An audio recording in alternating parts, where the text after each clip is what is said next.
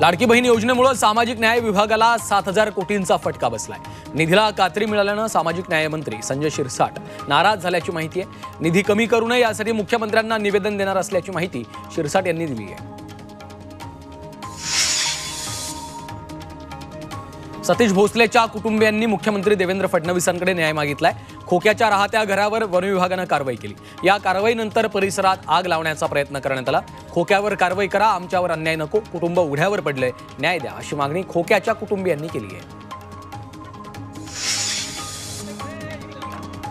खोक्या भोसलेला शिरूर कासार कोर्टाकडून 6 दिवसांची पोलीस कोठडी सुनावण्यात आली आहे। खोक्याला 20 मार्च पर्यंत पोलीस कोठडी असणार आहे। मारहाण आणि प्राण्यांच्या शिकार प्रकरणी ही कोठडी सुनावण्यात आली आहे।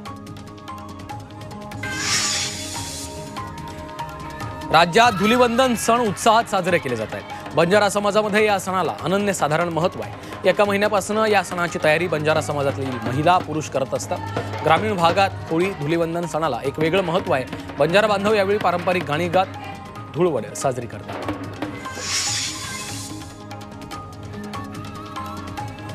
सोलापुरात अबू आझमींच्या प्रतीकात्मक पुतळ्याचं दहन करत होळी साजरी केली आहे। शिवराज प्रतिष्ठानच्या वतीनं अबू आझमी राहुल सोलापूरकर यांच्यावर मोक्का लावण्याची विनंती मुख्यमंत्री देवेंद्र फडणवीस यांनी केली आहे।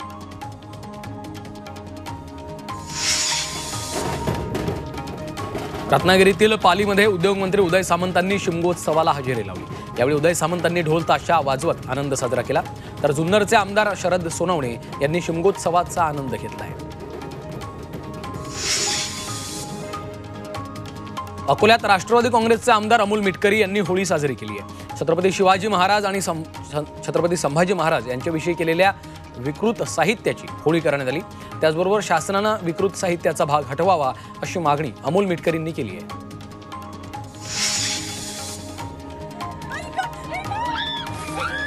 धुलीवंदनाच्या पार्श्वभूमीवर पुणे पोलिसांनी शहरात तगडा बंदोबस्त तैनात केला। या ठिकाणी वाहतूक पोलीस आणि स्थानिक पोलिसांची तब्बल 80 पथकं तैनात केली आहेत। सकाळी 11 वाजल्यापासून रात्री 1:30 पर्यंत हा बंदोबस्त असणार आहे। गुलाबी साडी फेम गायक संजू राठोडच्या गाण्यावर बदलापुरातली तरुणाई थिरकली। होळीनिमित्त शिवसेना शहर शाखेच्या वतीनं बदलापुरातील चैतन्य संकुल परिसराच्या मैदानात रासरंग या कार्यक्रमाचं आयोजन केलं होतं। मोठ्या संख्येनं तरुणाई यामध्ये सहभागी झाली।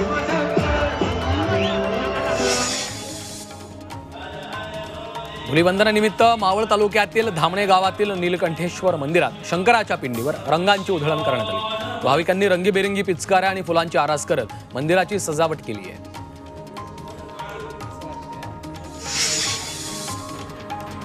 अमरावतीमध्ये धुलीवंदन उत्साहात साजरा करण्यात आला। माजी मंत्री यशोमती ठाकूर यांनी पारंपरिक पद्धतीने डफलीच्या तालावर बंजारा नृत्य करत सर्वांना धुलीवंदनाच्या शुभेच्छा दिल्या।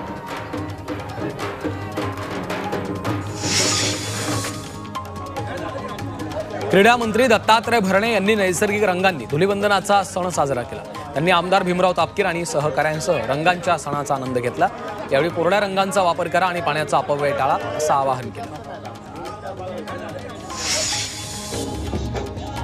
रायगडच्या अलिबागमध्ये राजस्थानी समाजानं होळी साजरी केली। वरसोलीच्या विठ्ठल मंदिराच्या प्रांगणात राजस्थानी बांधवांनी रंगोत्सव साजरा केला। यावेळी महिला वर्गानं पारंपरिक गीतांवर ठेका धरला आहे।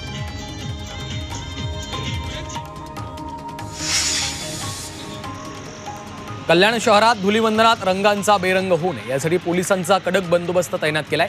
चौकात पोलिसांचा फौजफाटा तैनात आहे। यावेळी कोळसेवाडी पोलिसांनी अनेक ठिकाणी रस्त्यांवर वाहनांची तपासणी सुरू केली।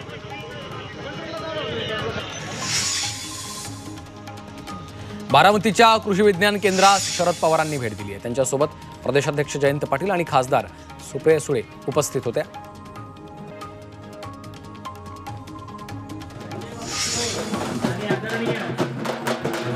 यवतमाळमध्ये पालकमंत्री संजय राठोड यांनी कुटुंबासोबत बंजारा समाजाचा रंगोत्सव साजरा केलाय। यावेळी संजय राठोड यांनी पत्नी शीतल यांच्यासोबत लिंगी नृत्यावर ठेकाही धरला। या उत्सवात परंपरेनुसार रंगांची उधळण करत हास्यरंग या कार्यक्रमाचं आयोजन करण्यात आलं।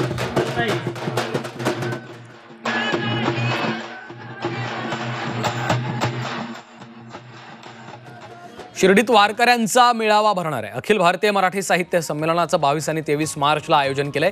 या संमेलनात परराज्यातून सांप्रदायिक येणार आहेत। समाजाला योग्य दिशा देण्यासाठी हे संमेलन एक महत्त्वाचं व्यासपीठ ठरणार आहे। शिर्डीमध्ये swimming pool, badminton hall, table tennis hall आणि कॅरम हॉलचा लोकार्पण सोहळा पार पडला. विद्यार्थ्यांना क्रीडा क्षेत्रात संधी उपलब्ध करून देण्यासाठी विविध खेळांच्या सुविधा निर्माण करण्यात आल्या. संस्थांचे मुख्य कार्यकारी अधिकारी यांच्या हस्ते नवीन वास्तूचं उद्घाटन झालं.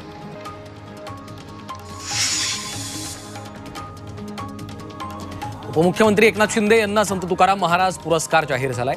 मावळमध्ये संत तुकाराम महाराजांचा 375वा वर्षपूर्ती सोहळा 16 मार्चला पार पडणार आहे. या सोहळ्याच्या दिवशी लाखो वारकऱ्यांच्या साक्षीनं शिंदेंना हा पुरस्कार प्रदान करण्यात येणार आहे.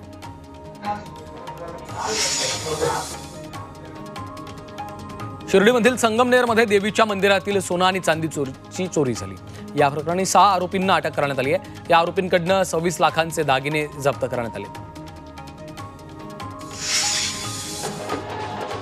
त्रिपुरामध्ये भारत बांगलादेश सीमेवर तारापूरमध्ये तैनात BSF जवानांनी होळी साजरी केली. धुलीवंदन साजरं करताना जवानांनी भांगडा नृत्य केलेलं आहे.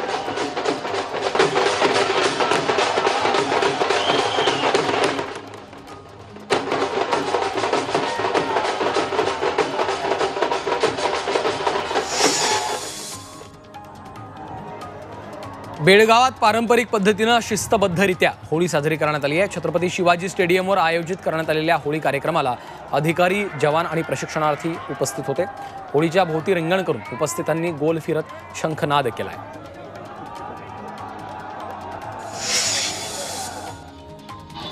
अकोल्यात धुळवड उत्साहात साजरी करण्यात आली आहे. अकोलेकर रंगीबेरंगी रंगांची उधळण करत रंग उत्सवाचा आनंद लुटतायत.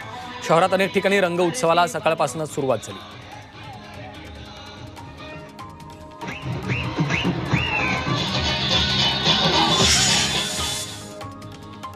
साताऱ्याच्या जलमंदिर पॅलेसमध्ये खासदार उदयनराजे भोसले यांच्या उपस्थितीमध्ये होळी साजरी करण्यात आली आहे. यावेळी पारंपरिक विधीनुसार होळी साजरी करण्यात आली.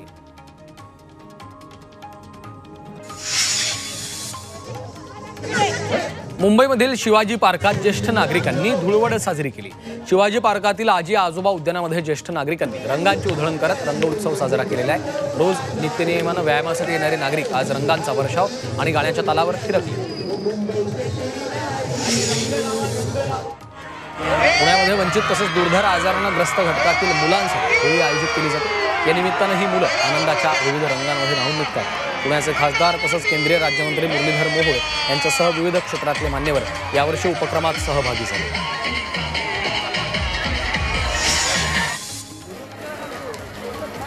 रायगड जिल्ह्यातील महाडमध्ये होळी उत्सवाच्या निमित्तानं देवदानवाचं प्रतिकात्मक युद्ध होताना पाहायला मिळतं. यामध्ये ग्रामस्थ 2 गट करून होळीमधील पेटती लाकडं आणि निखारे एकमेकांवर फेकतात. ही अनोखी परंपरा महाड शहरातील गवळआळीत गेल्या अनेक वर्षांपासून सुरू आहे. सातपुड्याच्या डोंगर रांगांमध्ये सध्या डफ आणि घुंगरूंचा आवाज होतो. नंदुरबारमधील सातपुड्याच्या डोंगर रांगात पारंपरिक पद्धतीनं होळी केली जाते. तब्बल 1 आठवडा होळीचा उत्सव सुरू असतो. होळी मातेला नैवेद्य दाखवून सर्व बांधव या होळीच्या उत्सवात दंग होतात. साताऱ्यामध्ये होळीची पोळी करून दान हा उपक्रम राबवण्यात आला. अंधश्रद्धा निर्मूलन समितीकडनं हा उपक्रम ग्रामीण भागात राबवण्यात येतो. होळी सणाची पुरणपोळी गरिबांना वाटण्यात येते. या उपक्रमाला गावातल्या ग्रामस्थांनी मोठा असा प्रतिसाद दिला. मुंबईमधील होलिका दहनाच्या नंतर प्रदूषणाच्या पातळीत मोठी वाढ झाली. हवेतील गुणवत्तेचा निर्देशांक 177 वर गेला. त्यामुळे हवेची पातळी आरोग्याला धोकादायक आहे.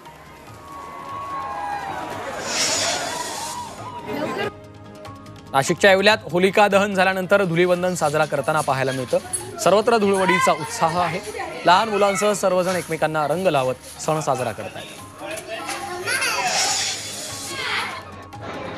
अकोल्यातील राणी सती मंदिरात पारंपरिक पद्धतीनं होलिका दहनाचा कार्यक्रम पार पडलाय. या होळी दहनाच्या कार्यक्रमाला मोठी गर्दी झाली होती. तर या मंदिरात सुंदर असा देखावा देखील निर्माण करण्यात आला. जळगावचे पालकमंत्री आणि स्वच्छता पाणी पुरवठा मंत्री गुलाबराव पाटलांनी होळी साजरी केली. यावेळी गुलाबराव पाटील पारंपरिक नृत्यात देखील सहभागी झालेत. तर होळीच्या शुभेच्छा देताना ढोलकीच्या तालावर त्यांनी ठेका धरला. लातूरच्या शिरूर अनंतपाळ तालुक्यातील एका कारखान्याला भीषण आग लागली आहे. या आगीमध्ये कारखान्यातील लाखो रुपयांच्या साहित्याचं नुकसान झालं. आगीवर नियंत्रण मिळवण्यात अग्निशमन दलाला यश आलेलं आहे. मात्र आगीचं कारण अद्याप अस्पष्ट आहे. मनमाड शहरातील चांदवड रोड लगत असलेल्या व्यापाऱ्याच्या कांदा शेडला आग लागली। या आगीमध्ये शेकडो क्विंटल कांदा जळून खाक झाला। व्यापाऱ्यानं शेतकऱ्यांकडून खरेदी केल्यानंतर त्याची साठवणूक या कांदा शेडमध्ये केली होती। मात्र रात्री कुणीतरी आग लावल्याचा संशय या व्यापाऱ्यानं व्यक्त केला आहे। पुण्याच्या धायरीमधील कचरा प्रक्रिया प्रकल्पाला आग लागली आहे। बारी कंपनी जवळ असलेला प्रकल्प आगीच्या विळख्यात सापडला। आगीवर नियंत्रण मिळवण्यात यश आलेलं आहे। यात कुठलीही जीवितहानी झाली नाही।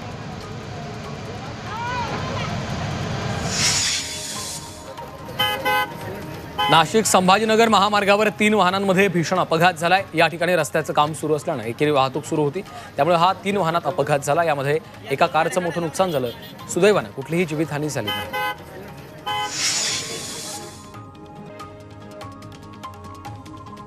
बदलापूरमधील माजी नगरसेवक शैलेश वडनेरे यांना अश्लील फोटो व्हायरल करण्याची धमकी देत 50 लाखांची खंडणी मागण्यात आली। या प्रकरणी शैलेश वडनेरे यांनी पोलिसांमध्ये तक्रार दिली। त्यानंतर पोलिसांनी तपास करत धमकी देणाऱ्या 4 अटक केली आहे। कोर्टानं 4 आरोपींना 15 मार्चपर्यंत पोलीस कोठडी सुनावली आहे।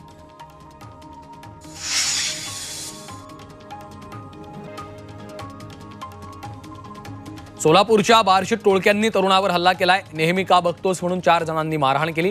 या हल्ल्याची घटना सीसीटीव्हीत चित्रित झाली आहे। टोळक्यांविरोधात बार्शी शहर पोलीस ठाण्यात गुन्हा दाखल केला आहे। पुण्यातील शिवाजीनगर पोलिसांनी मकोकातील आरोपीला 2 वर्षांनी अटक केली आहे। आरोपीकडनं 2 पिस्तूलसह 4 जिवंत काडतुसं जप्त केली आहेत। अटक केलेल्या आरोपींवर शहरातील 4 पोलीस स्टेशनमध्ये गंभीर गुन्हे दाखल आहेत। सूर्यकांत उर्फ पंडित कांबळे असं अटक केलेल्या आरोपीचं नाव आहे। नाशिक शहरात दुचाकी आणि मोबाईल चोरट्यांना मुंबई नाका पोलिसांनी अटक केली। या चोरट्याकडनं 4 दुचाकी आणि 16 मोबाईल असा एकूण 3,74,000चा मुद्देमाल हस्तगत केला। पोलिसांनी सापळा रचून या संशयिताला अटक केली आहे। नाशिकच्या येवल्यातील माले गावात बनावट देशी दारू कारखान्यावर कारवाई करण्यात आली आहे। यावेळी संपूर्ण कारखाना उद्ध्वस्त केला। त्याचबरोबर 8,86,000 रुपयांचा मुद्देमाल जप्त केला। या प्रकरणी 3 आरोपींना ताब्यात घेतलं असून त्यांच्या विरोधात गुन्हा दाखल केला आहे। कोल्हापूरमध्ये बिबट्याची शिकार करून त्याचे कातडे विक्रीकरता घेऊन आलेल्या 2 अटक झाली आहे। चंदगडमधल्या 2 अटक करण्यात आली। या 2कडनं बिबट्याचे कातडे आणि इतर मुद्देमाल जप्त करण्यात आला आहे।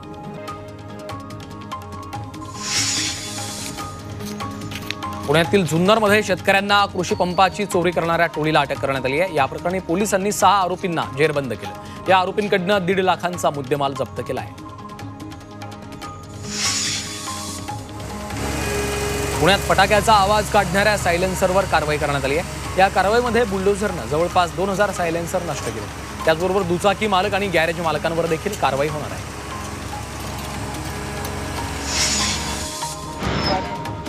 चंद्रपूर जिल्ह्यात होळी धुलीवंदन शांततेत पार पडण्यासाठी पोलिसांनी 518 गुन्हेगारांना 3 दिवस गावबंदी केली। होळी आणि धुलीवंदनाच्या दिवशी शांतता भंग होऊ नये आणि कायदा सुव्यवस्था अबाधित राहावी यासाठी पोलिसांनी कडक पावलं उचलली आहेत। नाशिक शहरातील गंगापूर रोड परिसरात दारू पिऊन धिंगाणा करणाऱ्यांवर कारवाई करण्यात आली। गंगापूर पोलिसांनी त्यांना चांगला चोप दिला। गेल्या काही दिवसांपासून गुन्हेगारीचे प्रकार वाढले होते, त्यामुळे नाशिकमध्ये पोलीस ॲक्शन मोडमध्ये आले।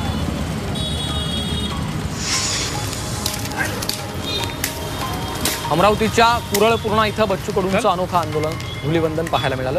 रस्ते रंगवत बच्चू कडूंनी सरकारकडे अनेक मागण्या केल्या। शेतकऱ्यांची कर्जमाफी करा, स्वामीनाथन आयोग मान्य करा आणि शेतकऱ्यांच्या शेतमालाला भाव द्या, असं अनेक मागण्या त्यांनी केल्या आहेत। सांगलीमध्ये कर्मवीर दादासाहेब गायकवाड सबलीकरण योजनेसाठी पुरोगामी संघर्ष परिषदेच्या वतीनं आंदोलन करण्यात आलं। गरजूंसाठी केलेल्या योजना केवळ कागदावरच राहिल्याचा आरोप संतप्त कार्यकर्त्यांनी केलेला आहे। प्रतिकात्मक पुतळ्याला फाशी देण्याचा देखील प्रयत्न केला।